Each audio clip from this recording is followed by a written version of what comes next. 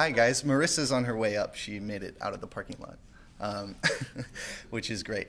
Okay, hi, my name is Michael. I direct the PR and digital media here at the UCLA Arts Science Center. Our excellent speaker and the captain of the ship, Victoria Vesna, who normally does some very excellent introductions, has fallen ill, and she's going to be unable to join us, but she'll be here virtually on the live stream, watching over everything as she normally does. So I'm very, very excited and pleased to have helped put this event together for International Women's Day. We have a very astounding and exciting lineup of speakers today who are going to hopefully spark off some really interesting conversations and maybe some collaborations and good things like that. So without further ado, I'd like to introduce Jane, who's coming to us from Pepperdine University. So Jane, take it away. Should we stand there? Yes. Okay, great. Thanks, Michael. Thanks, Victoria, even though you're not here. Hi. I actually graduated from UCLA's DMA program as well a couple of years ago, so it's nice to be back. Because today is International Women's Day, I wanted to focus on a strong female leader of color, Queen Liliuokalani, as an active resistor and leader who stood up against the American government. I also happen to be working on a number of bodies of work inspired by her life and the Hawaiian resistance. For the last decade and a half, I have lived in Hawaii, including going to graduate school there as well for ocean resource engineering. I think the previous slide has my title, Ocean Engineering and Artist. And I'm currently also the inaugural artist in residence at the World War II Velour of the Pacific. It's kind of a mouthful, but it's actually just Pearl Harbor. And specifically the USS Arizona and the USS Utah and the memorial on top of it. This work, which is actually featured downstairs on the third floor, not the first floor, right, but like the entrance lobby floor, is called Aloha Oi and was created in December of 2016, a month before Trump's inauguration. As you can see, the flag is upside down, and you can see kind of the memorial upside down as well. During that time, I was in Honolulu participating in the interment of the ashes of two survivors of the bombing of the USS Arizona and the USS Utah, John Anderson and Clarendon Hetrick. And this happens every year. All the survivors of the two bombings are interned if they pass away and have the choice to be buried with their fellow shipmen. And so I was the first female who partook in this, and I'm assuming also one of the first people of color. Though I am not Hawaiian, it was still a great honor to be involved in this. From this project, I actually ended up being in the Honolulu Biennial, but I went into and learned and researched more about Pearl Harbor itself as well as the Oahu. Because of incidences, or not interested, but history like this, a lot of Hawaiian history is overshadowed. Obviously because Japan attacking America marks us entering World War II. And so even though it's an image of Pearl Harbor, the music Aloha Oi alludes to the musical composition written by Queen Liliuokalani. The Hawaii State Archive has preserved a handwritten copy of the score, which dates to 1878, though it gained widespread popularity after it was played in 1883 by the Hawaiian Band in San Francisco.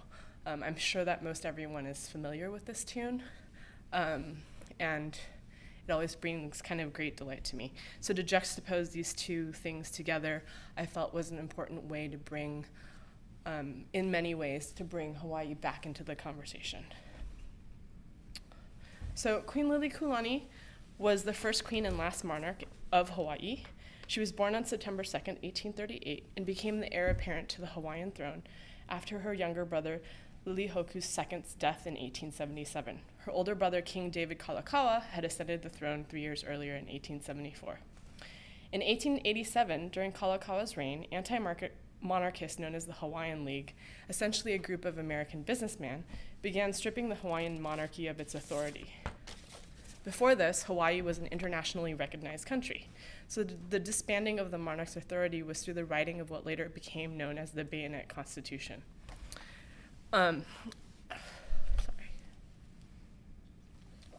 It's known as the Bayonet Constitution because an armed militia was used to force King Kalakaua to sign the new constitution or be deposed. The document denied the king of his personal authority and empowered the legislature and cabinet of the government, which was made up largely from the members of the Hawaiian League, and gave them a lot of power.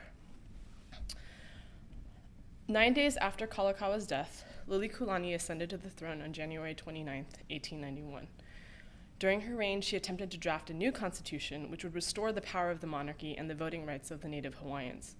Threatened by her pro-American elements in Hawaii, she was overthrown on January 17, 1893. This overthrow was also supported by the landing of the U.S. Marines under John L. Stevens. The coup d'etat established the Republic of Hawaii, and also Sanford B. Dole as the leader of the de facto government. So we know Dole now as the pineapple owners, right, or bananas. So if you travel around, there's a reason why pineapple is not really a Hawaiian fruit. However, the ultimate goal of the American businessmen was the annexation of the islands to the United States, which was actually temporarily blocked by President Grover Cleveland. So this is just the annexation document for reference. After an unsuccessful uprising to restore the monarchy, the new government placed the former queen under house arrest at Iolani Palace. She was held there for over a year, and her dethronement and imprisonment and general legacy is also the subject of a new body of work I'm producing, including deconstructing her quilt, which I'll show you in a little bit, which she worked on during house arrest. I find this really interesting that she's using a quilt. There's a great exhibition, I think that there just came down in New York, that was all about military men sewing quilts. And so because we don't quilt as much now as we used to, I think there's an interesting parallel between quilting and also times of distress. Eventually, she abdicated the throne in exchange for a pardon for a number of friends' life and for the safety of the Hawaiian people. She eventually died in Washington Palace in Honolulu on November 11th, 1917. And this is Iolani Palace. I don't think most Americans realize this. I didn't know it until I moved to Hawaii, but this is the only palace/castle in the United States. And there's one of the other leaders who I'll speak about later also questions the fact that if Hawaii is still the United States. And this is the quilt. And so I'm actually working on deconstructing this because she leaves a lot of, besides it being a crazy quilt, there's a lot of interesting details to it, including naming people and also referencing specific places.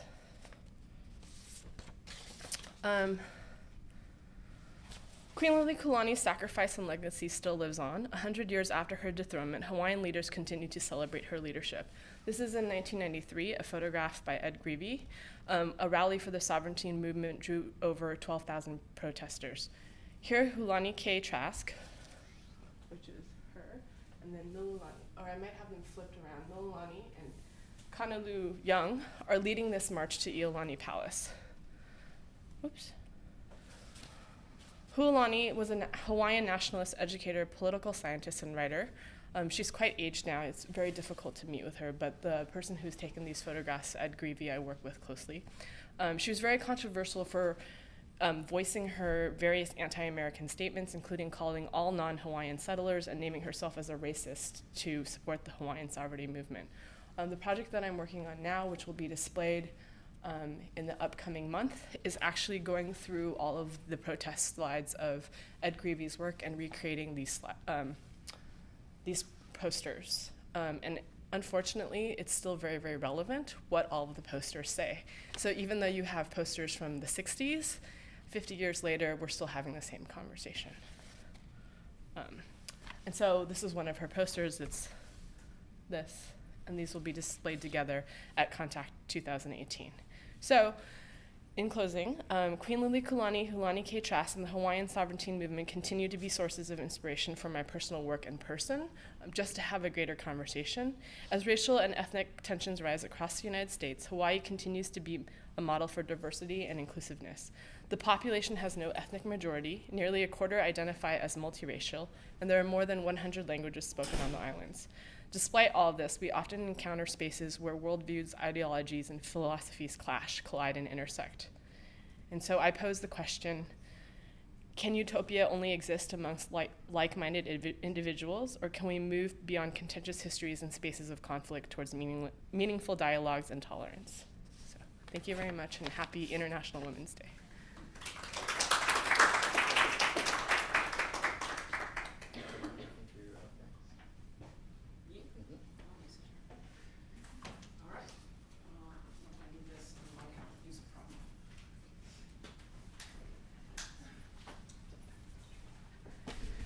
Yes, I'm not Hawaiian.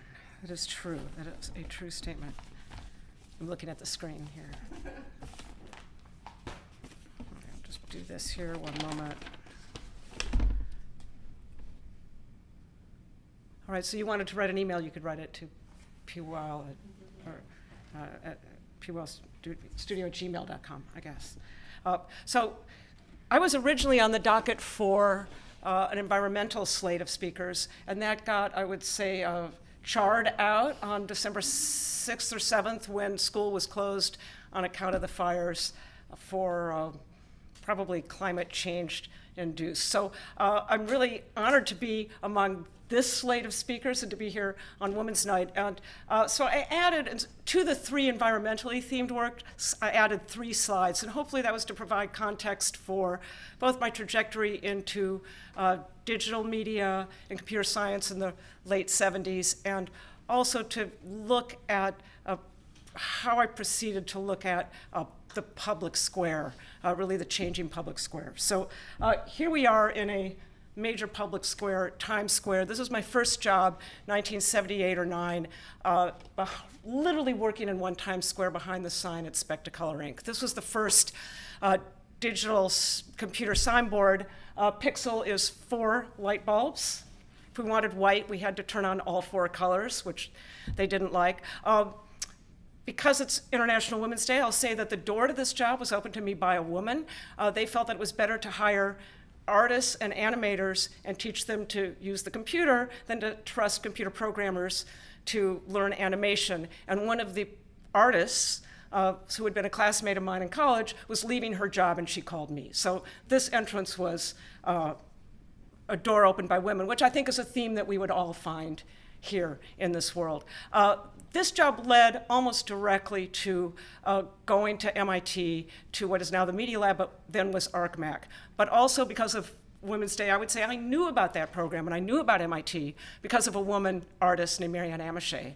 And to even take it one step further, it was my mother who had really introduced me to a performance of Marianne Amichet's. And to bring it even fuller circle, the 2 pieces I'm going to show you at the end were scored by my daughter. So that's, it is a, there are a lot of women supporting on every end here. Okay, so I'm going to skip all the work I did at MIT, but when I was at MIT, I was exposed to AI very early on. And in 1998, I created a reverse Turing test. This lived online for 16 years, off and on. And this was a bot who said, "Hi, can you convince me that you're human?"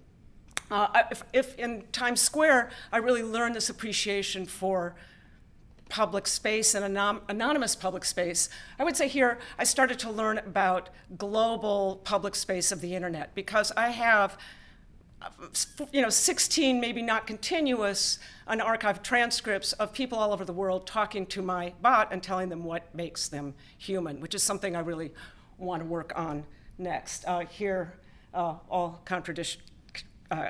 indications are contrary.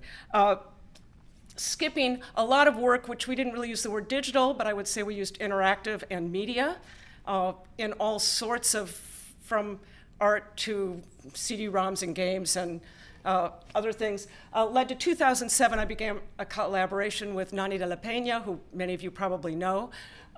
She approached me because I'd done this work in games and some serious games about doing something as a documentary filmmaker in the digital realm. And in speaking to her, she really talked about the frustration with Guantanamo by journalists because you couldn't visit it. This was an inaccessible, real space. And it occurred to me that that justified the use of an accessible, albeit maybe shady, maybe low resolution, virtual space. So we made Gitmo as a Guantanamo prison installation, integrating video and real footage into this space of Second Life, which it's fair to say that persistent virtual environments at that time were more likely known for Halo or World of Warcraft, very male-dominated places, certainly not necessarily known for human rights work. This led to a lot of work. It had, I think it's fair to say, it had a pretty big influence on people working in this space. It also led us directly to doing full body VR, because there was a sense, the first slide said touch here, which was my message to my fellow New Yorkers. We really realized and experienced the connection you make with your physical avatar, or your digital avatar was almost physical. So we worked with, in the event lab, with Mel Slater and Mavi Sanchez-Vives, making another piece would actually put you in the body of someone in a stress position. Since then, of course, Nani has gone in and done a tremendous body of work in this space of immersive journalism. Okay, so those were the three early ones. But I would say that space progressed to this idea of a virtual persistent space that was also global, people using it full time. In 2011, if you were back in Times Square, maybe 25 years later, you would have seen this. I thought that it was perhaps important to inspire digital designers and graphic designers to apply these new data viz skills and enthusiasm to a critical issue. And I went and got data from US Geological Service and also from NASA, because I read that there were satellites that were actually sensing groundwater, like a 3D X-ray vision from space, sensing perturbations in gravity, and that they could actually correlate that with changing groundwater levels. So I convinced Thomson Reuters to give us time on the sign, because, in the interest of speed, I'll just say that we had this competition. It was won by Richard Weihen, a young Dutch artist. And I think this gave me an appreciation for, and maybe a learning for, I would say, extreme non-standard format signs. Cylindrical buildings with windows. That's a 9-story building, that's the NASDAQ building.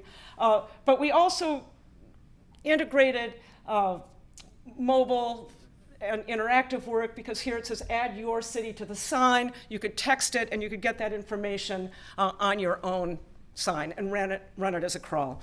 So I came back to Los Angeles and said, okay, I'm interested in the Los Angeles aquifer. And I said, okay, so now I'm gonna get this perfect data set, like that satellite set, of the water under LA. And what I found is that does not exist. And instead, I found this and things like this when I started asking about the aquifer.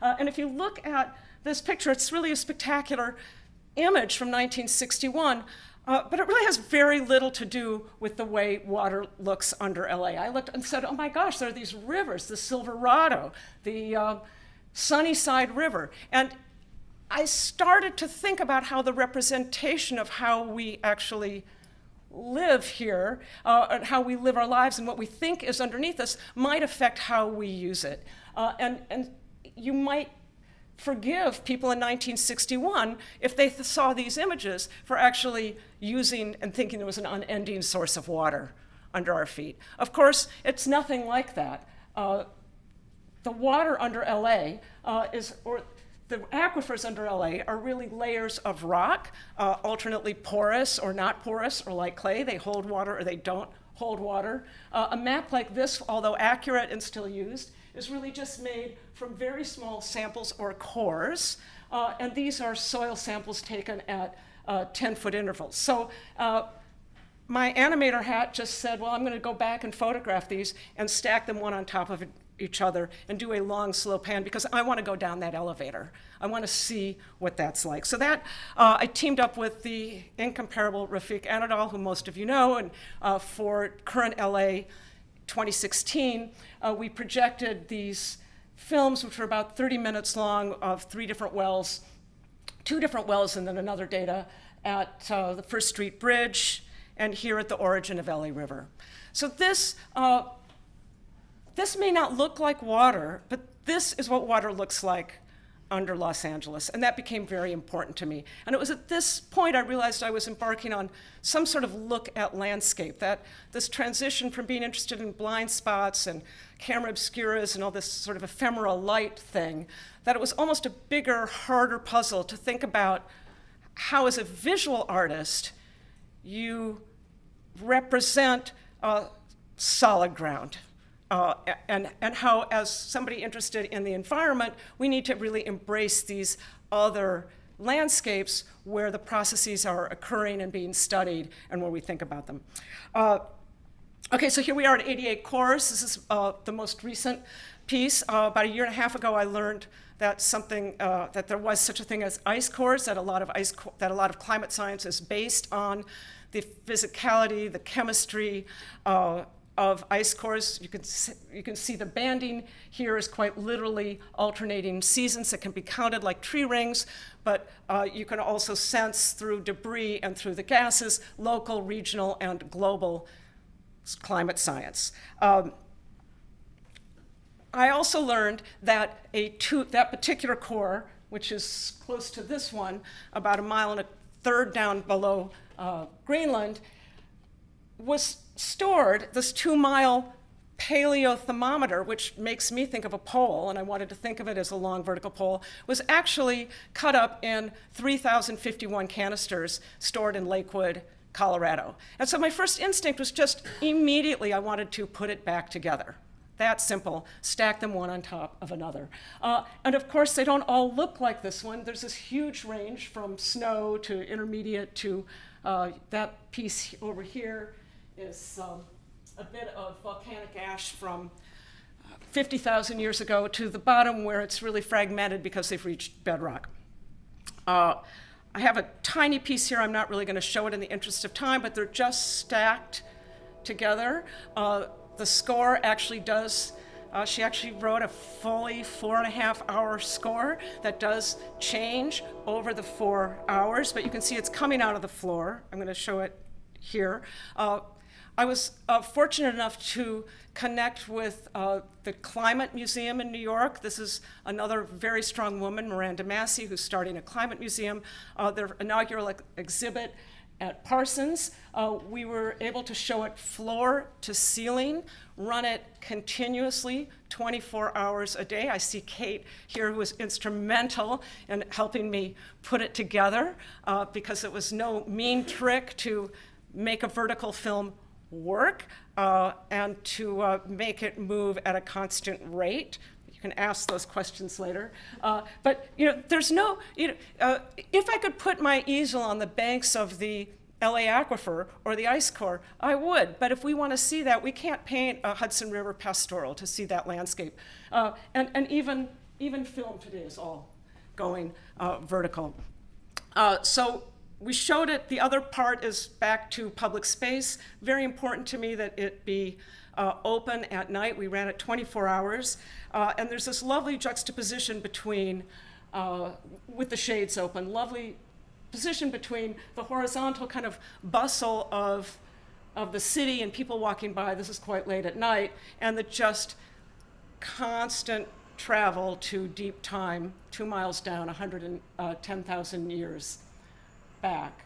I'm also going to step back from the climate here and say that my other motivation was really that it was just beautiful light. If it really had even nothing to do with it, I would just still really startling to look at this artifact, which was surrendered from the ice pack and is now stored for us to see it. Finally, I'm going here from ice. I have a new set of cores, which are geothermal cores from under the Salton Sea. I'm looking at them. I have 30 gigabytes of cores, Kate.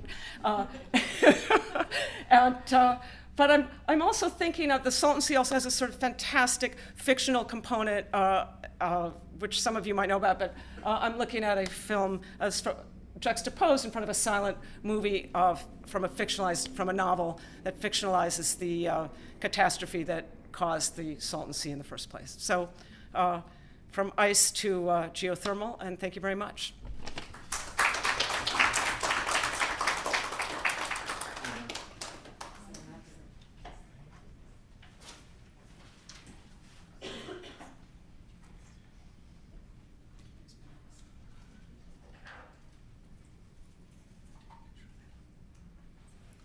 Hi, I'm so glad to be here to present with to this next speaker. My name is Conradi. I'm coming from Nanyang Technological University, Singapore. I'll start with a little trailer.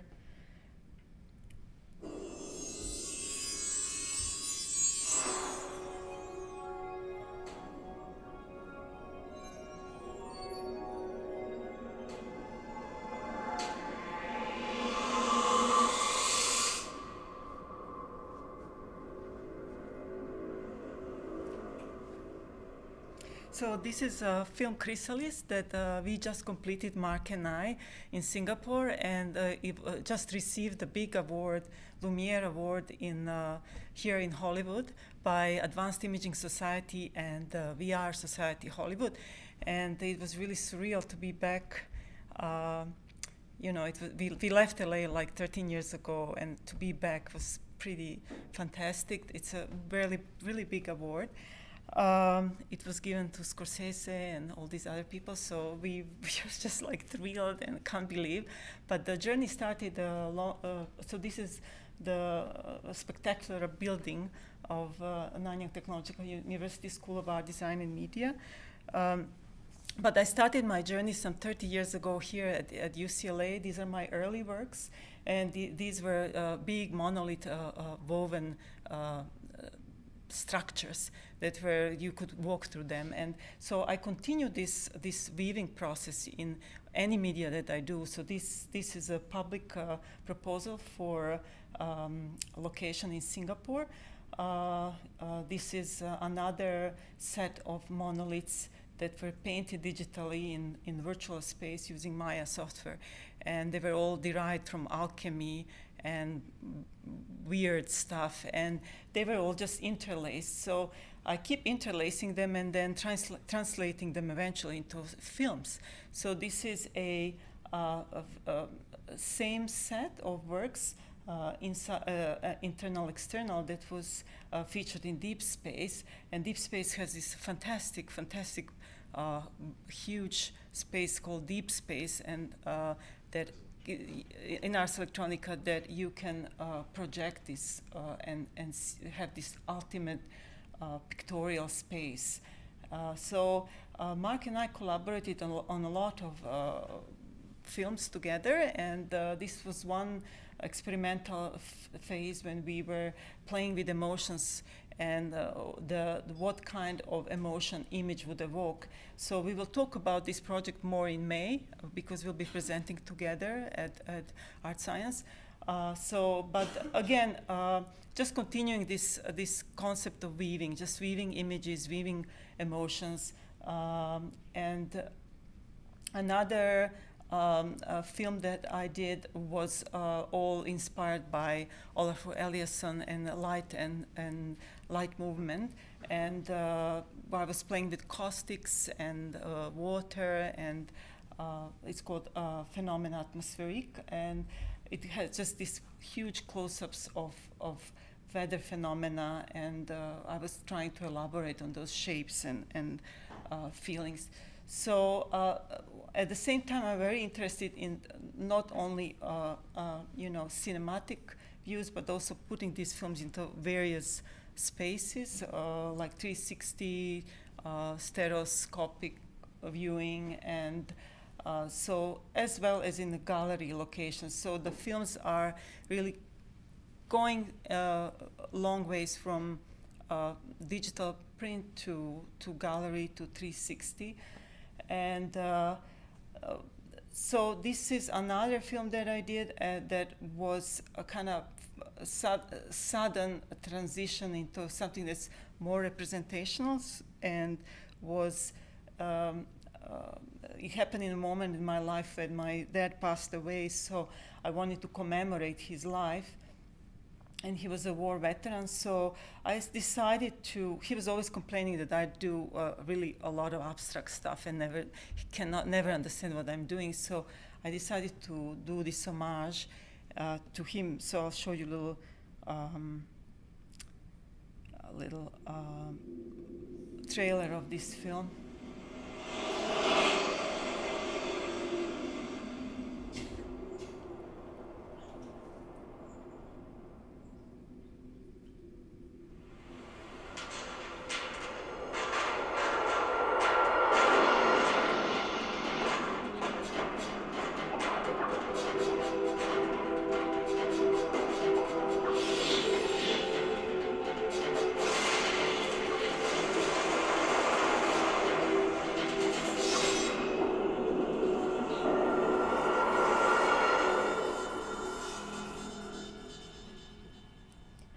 So Elysian Fields was for me, again, a very abstract film, even though it was using all representational images, but they were just used in a very surreal way. And the story was, again, woven all together in an unpredictable way, but it was derived from really a lot of historical reference. Everything was rendered and derived from the very, real people. And this is my dad. And in the process of working on this film, I found out that a little bit more about my grandfather, and that he was also in a big battle in during Austro-Hungarian Empire, and he survived one of the bloodiest battles. But I would never have known that if I would have started working on this project. So again, the same film, and then how this film can be translated into gallery space. I'm really intrigued to bring these movies into galleries. So here it's a proposal for actually lasers, and we kind of get it to a certain degree. We managed to translate the film, but it was only walkthrough. So we had the gallery space, and we divided into battle and inferno and death and then resurrection. So this idea of this was again screened in Ars Electronica in deep space. And what was very interesting, that it was kind of serendipity that there was crossover between the theme of Ars Electronica was radical atom, evolution of memory, and the film really fit well. So I will skip through Chrysalis because I just show you, and I want to talk to you a little bit. I have about 2 minutes to tell you about Media Art Nexus at NTU, and this is our latest project collaboration between Mark and myself. We will be presenting more of this platform in May, but I would like to invite everyone from now on who is interested to work with us and collaborate. What is it? It's situated in Nanyang Technological University. The project team is Ms. Faith, from Deputy Director from NTU Heritage Museum, Mark, and myself. So this is it's actually a big 15-meter by 2-meter media wall, and it's running off Touch Designer. So we have, since inauguration in 2016, we had about almost 400 artworks exhibited. The place is very busy. You can, here we have about 40,000 people living on campus, so they all can walk through and see the work. So we want to bring art to people. We want to, have this really nice open platform for people to share and work together. So the beauty of this wall is that it's even though it's site specific in Singapore, works can travel. And recently we had works reinstalled in the Cube in Brisbane, in the Queensland University of Technology. We also had a big symposium where we had hosted some works. Also, Victoria Vesna had her Noise Aquarium exhibited there. So Marpi is currently an artist in San Francisco, and this is the view of the plaza where the other board was. So we were trying to integrate it, artists. We traveled to Tokyo, and this is Mark working in front of the wall. This is one of Mark's pieces done using Touch Designer. So next future plans are we want to invite everyone who is interested to contribute works, any digital media, any video, anything that you would like to contribute. We can string it, create a event.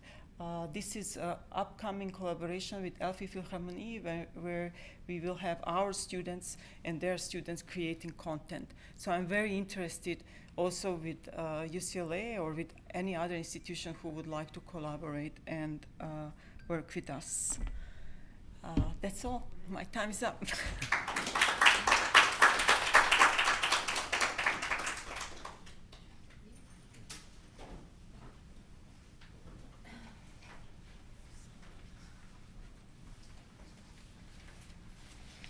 Hi, everybody. Can you hear me okay? I'm not an artist, I'm a curator. I feel a little bit intimidated presenting in front of people with such great ideas. I've worked with hundreds of artists over my now approaching 40-year history, which is shocking even to me. So in preparing this, I was trying to think of what could be an interesting way to handle projects that I've worked on, because there's just so many. So I thought, well, what are the projects in my past that really sort of turned me around and made me focus in a new direction, made me think in a new way. And, you know, out of all these projects, some came to mind right away. The first one was when I was a new curator at the Long Beach Art Museum. It was 1980. And this couple came to me and said, we have this great idea. We want to hook New York up with LA, and it's going to work. And no, we've never done it. Well, we did a little thing like this, and we have some money from the Broadway department store. And I just said yes. And it was one of the most, it's a project called, as some of you probably already know this. This was Hole in Space by Kit Galloway and Sherry Rabinowitz. And it was a 3-day unannounced project which just attracted public attention. It was quite stressful because nobody really knew if it was going to work or not. And it was up to the people, audience in each side to really make it work. I did an exhibition in the museum. We sponsored a video documentation, which is probably what you've seen if you've seen anything about this. And what it did to me is it really led me into a very long-term fascination with collaboration, with public art, and with interactive media. Okay. After this, I left Long Beach and moved to Boston. I was a curator-producer at the ICA in Boston, and I was commissioned by a curator here in LA, Julie Lazar, to curate an exhibition called The Arts for Television. I decided I didn't want to do it alone. It's not so much fun working on something alone, and so I asked a colleague of mine in Amsterdam, Doreen Mignot, who was curator at the Stedelijk Museum, if she would like to work on this. And we were both very fascinated by artists working with TV. And at this time in the 80s, television was kind of the, the big goal for most people working with video. This is before the internet, we didn't have mobile phones. It was we barely had fax machines at this time.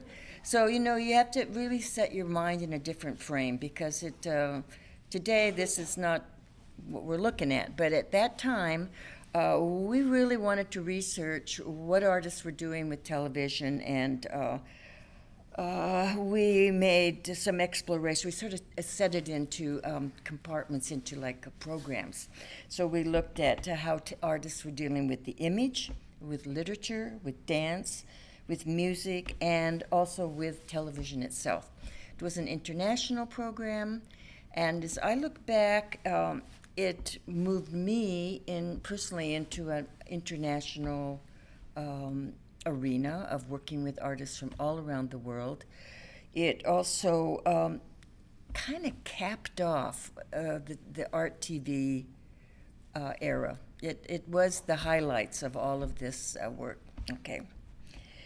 So where do you go from there? This show traveled all over the world, by the way. It was an amazing touring package that MoCA here in LA sent everywhere. They said it's the only touring exhibition they ever had that made money, which I thought was pretty interesting. Okay, after this, that show was in 1987, The Arts for Television. In around 1988, I met this team of artists in Germany, Van Gogh TV. I was really fascinated by them. They were traveling around in a van, and they had video equipment, and they were broadcasting, and they were always one step ahead of the police, who in Germany, you know, that's just really illegal, and they'll get you. I kind of was in touch with them, and you know, I went to Ars Electronica, where they were doing TV programs. At this time, Ars Electronica is really focused on television, broadcasting. That was the big thing at that time. I mean, computer animation was there, but TV was still the big deal. So shortly after that, other things, we're talking now 1990, I moved to Austria. After I met those guys, for another reason I moved there. They came to me and said, oh, we know you've been interested in TV, you've done this and that, so would you work with us on our big project for Documenta, which is called Piazza Virtuale. So I joined this team as a coordinator of what we call Piazzettas. And this program, Piazza Virtuale, was really an amazing experience. And it completely turned me around from a curator with looking at artist-controlled spaces to completely open audience-controlled spaces. So this was a TV program that was shown every day for 100 days. Okay, it was the 100-day project. Every year Documenta has this. Like I said, it was all devised by a team of hackers and artists and technical folks. And there was absolutely no content to this program. It was absolutely shocking to artists at Documenta. They were just outraged at this. What happened was that the audience itself had to enter and do something. It had to interact through a variety of ways with this platform. And through that, the program started to build up. So this is a really terrible slide. I have to apologize for it. It looks a little bit better on here. You know, none of this exists online anymore, and that for various complicated reasons, they've had to even drop their URL to sell it, to make money, to pay for back taxes of the money that they got. I mean, it gets very complicated. But this was one of the first instances where there was a divided screen that was broadcast. And in this divided screen, there were actually live images of people who were in different cities joining together on this program. We did this by picture phones. People sent faxes into the program. They were hooked up to BBS, bulletin board systems in different countries. It was before the World Wide Web, so there was no way to have internet yet. So this predated internet, and they had conversations between people in Kassel and people in Belgrade, in Slovenia, in France. The Deutsche Telekom provided these experimental units which could hook people up with live streams. It was a phenomenal project, and more needs to be done on this kind of project. Oh, I do need my notes because we were doing some kind of form of email communication at that time. This was 1990, but it was very crude, and it was not like really email. Okay. So what this project led me to really get interested in communications online, and I kept a relationship with Van Gogh TV for some time, and we actually, after this, we worked on some 3D web portals, and we organized VR mail art online and 3D web art online up until about 2003, and then we had to go our separate ways. So after this, I started a project with an artist in Austria, and it was a complete internet project. It was called Siberian Deal, and it was with the Austrian artist Eva Wolgemuth. She was the artist, but she was the technical person, and I was curator, and I was the communications person. And so our internet project was to travel to Siberia and through a series of exchanges, establish levels of trade and value and things like that. But also I wrote dispatches and sent them back that were posted to our website. All this is now offline. I think there is a copy of this on Rhizome. They've salvaged a copy. It was a great plan, but we didn't realize beforehand that you couldn't get onto internet in Siberia.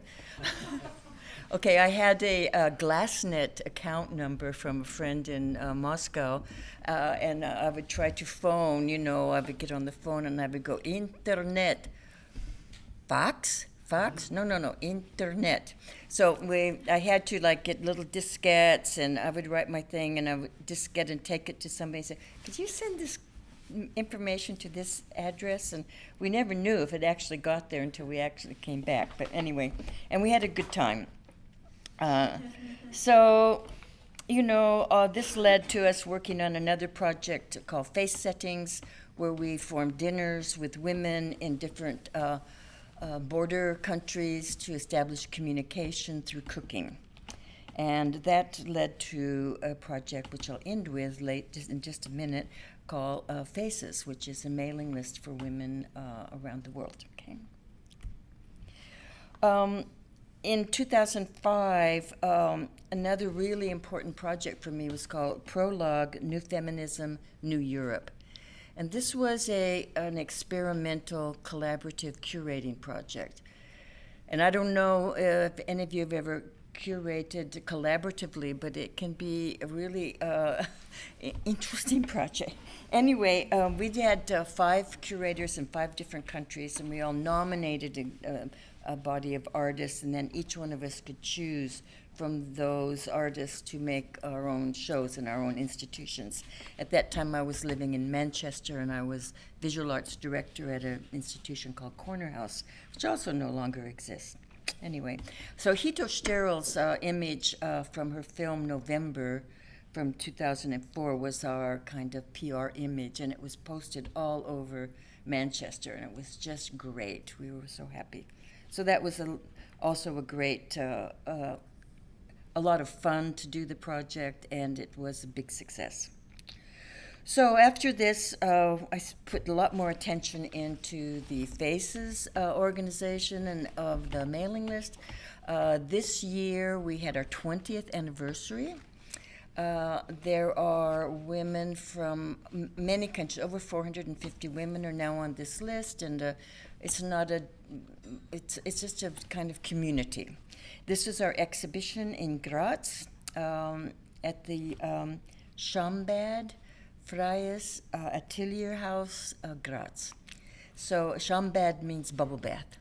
So it was the place was founded in a bubble bath factory, and it's an artist studio building. It was a collaboration with Eva Ursprung, who's standing in the middle here with the microphone. The sculptures in the front are made by Eva Volgemoth, the woman I worked with on the first internet project I did. And those are body scans that she made here in California. And the piece in the back is Nancy Buchanan's work, which was projected. And over to the right, you can see Strike. That's a piece by Hito Sterl. So all of this community continues to come back and support and continue collaboration. So that's my little story. Thank you.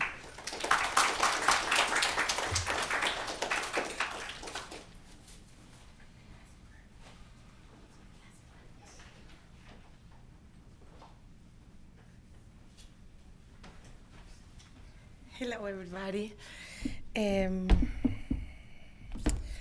Well, my name is Marisa Caichiolo. It's an honor to be here today, thanks to Victoria Vesna, who is not here with us tonight. And I have to tell you a little bit. It's interesting, when I received the invitation to come and talk, it was kind of, what I need to do here, okay. It was kind of interesting because we have our own path as an artist, as a human, as a woman, and I moved to United States to work in animation. I did Rugrats, like many of you know, probably. I did Rugrats and I did the Wild Thornberrys movie. So I did both of them. So I moved from Argentina to do that. And my goal as a student in that time, because they hired me, of course, with a lower rate probably for United States, and they moved me here with a visa to work, and I did in the color department and design department of those two movies. Of course, I came here to the one, and I did the second one. My life story got here, I got married, I had a kid, and of course my whole idea of being an artist, because I was coming from the university in Argentina, finalizing art history and a PhD in psychology and art history there. I moved here with a totally different path, thinking that I will be just 1 year to finish the movie and go back home. My entire life changed, and of course, I'm here now for the last 20 years. I wanna share this because this is my path. It's a little confusing because I'm an artist and curator and a founder of an art organization for the last 13 years called Building Bridges Art Exchange here in LA. And I want to share this because it's very interesting. When I talked to Victoria, she said, no, I want you to show your work as an artist, because I'm totally bipolar. One is me, Marisa, curator, and one is another artist. And when it comes to the point of how I feel about that, I have to say, I'm very stubborn and I have very strict ethical rules. So I never show my work ever in the institution that I found. So Building Bridges Art Exchange now is a big kind of nonprofit organization with partnerships even with abroad now. We started a partnership for 3 years, and we have partnership with Bugatti Foundation, with museums all over the world, with museums in South America, in Africa, in Morocco, and we have all these 4 programs, but I never included in anything as an artist because I don't think that is ethically correct. So my career as an artist is working with a lot female international curators that they invite me to be part of the project, but I'm kind of hiding a little bit as an artist, which is, but I really have a big passion for what I do. Building Bridges was formed when I got pregnant here, because I thought back then, now is everybody's talking about it, but I thought it's very hard to be a mother and to be an artist. And especially I had all the X. I was a mother, an immigrant, Latina, and mother, like everything was wrong. So I said, well, in that point I needed more integration. And I started a very small project called Building Bridges in that point, and it was a project between Mexico and United States. And the idea was to bring Mexican artists living in Mexico to United States and do the exchange as well. And of course, that from very, very small grew like larger, even more than what sometimes I call it the little monster, because it became bigger than what I thought, bigger than what I even imagined and now of course I have to say I have a great I have the fortune to have a great group supporting me. I have a great board of directors, advisory board, international advisory board, international board of directors. We have a board member in Italy, in Middle East, in South America, and we all become this network of really working together. And we have these 4 programs: residency, artist in residency program, exchange program, museum exhibitions, and traveling exhibits. So, of course, these are images of our space here in Santa Monica with some different projects. Photography, we do a lot. Personally, as a curator, I love to work with performances and with women artists. I do, and I work with everybody at the same time. but I really encourage people to work with their bodies because that's my passion. What actually one of the research that I did my entire career was about the skin. So here I'm gonna jump. I'm gonna leave the world and I'm gonna jump a little bit to my work. This is a piece that I did many years ago in China, in a residency and for the biennial in China. And I did the first exhibition. This piece was done in 2004, and I did a first solo exhibition in the Georgia Museum of Contemporary Art in the Middle East with video and performance. And what I did, that I thought that I will be in jail after that, because it was many years ago, I present this project, which was a performance of a Muslim girl taking the burqa out and putting the burqa again. And I had this huge project in the museum, and the project called Parallel Realities for Women, after a long research on religions and how the women really, we are part of the different religions and different movements in the world.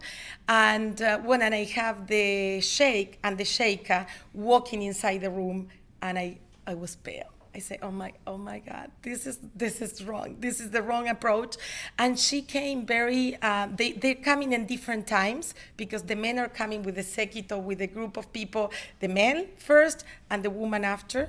And she loved the work and she was very, so my entire research and basically my need of connection for the skin. So this is another installation that I did years ago in Italy, a solo exhibition of my work. And I passed from work, I did a series, a body of work down in, like back in 2000 about skin, but it was all ropes on leather, coming from Argentina on leather, but always working with this sense of what is the skin and what is the limit of the skin between the inner and the outer world, and how important is that role for all of us. And that became a border, a limit, and what is the borders, what the borders mean, especially nowadays. But of course, I'm talking about work that I've been doing for the last 20 years.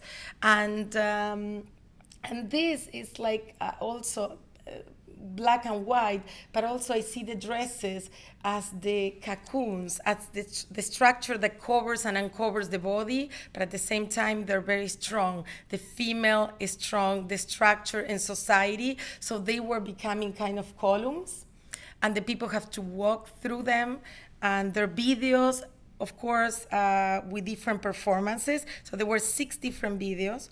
This is one of the little images from one of the videos with the performance.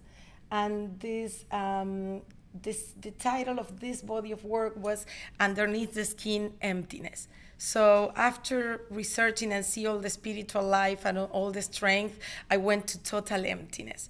I do a lot of work in different countries. I also curate, and that helped me a lot as an artist because I really work with different cultures and I get immersed in different cultures. And I work with, recently, in the last 6-7 years, I curate the biennial of Morocco, Casablanca.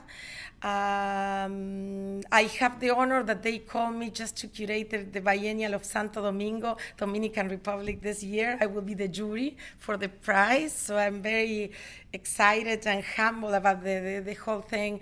And I curate several biennials in Mexico, in South America. I just came back last week from Buenos Aires because we did a performance. It was the cycle of performances in one of the biggest museums, the CCK, and I took Carlos Martiel, which actually is an artist from Cuba, who did one of the solo performances in the Venice Biennial this year, representing Cuba and Venice. So I'm very connected, and somehow I interlink between my work and the curatorial work and the traveling and the experiences, even that I don't show my work in any of the projects that I curate or in any of the spaces that I work with, because I have this conflict of interest that I'm very strong. This is a very interesting, this is a video, but this is one of the images. This is a whole, I work for the last 15 years with the same model from Mexico, and I'm flying her all over when I can. She does performance. She's a dancer, but she's the only person who can really understand what I feel, and even without words, we communicate and we perform together.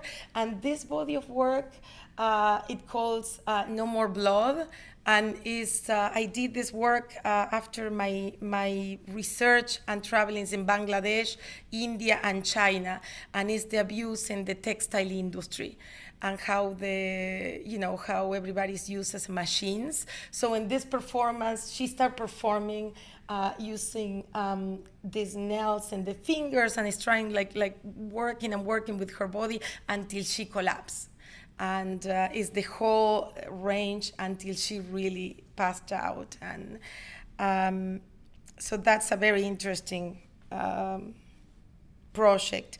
And of course, when I went to Bangladesh to one of the performances, I was working in Bangladesh, and I was working in the National Gallery of Dhaka. And when the Minister of Culture went through, to do the walkthrough, they disconnected my video. So somehow the video about this was disconnected in the moment that the Minister of Culture. But this is, I try to really work with cultures and get inside and work with the people and try to really show what's going on, even with Argentina, that is a very much a problem with the natives right now. Just I came back with the Mapuches and all this. We went with an artist and we did a very strong performance, that it was almost a meditation on the other, meditation on a black naked body in front of you, and people were they were very shocked about that, because especially in a museum, in that particular museum, they never did any performances with a naked body. So to come with a project that is a naked black body and a male, it was very strong. So I keep working with this project that they have a very much, they make sense for my life more than anything else. This is a project that I did in Morocco. This is more recently, 2015. That is the continuation of Underneath the Skin Emptiness.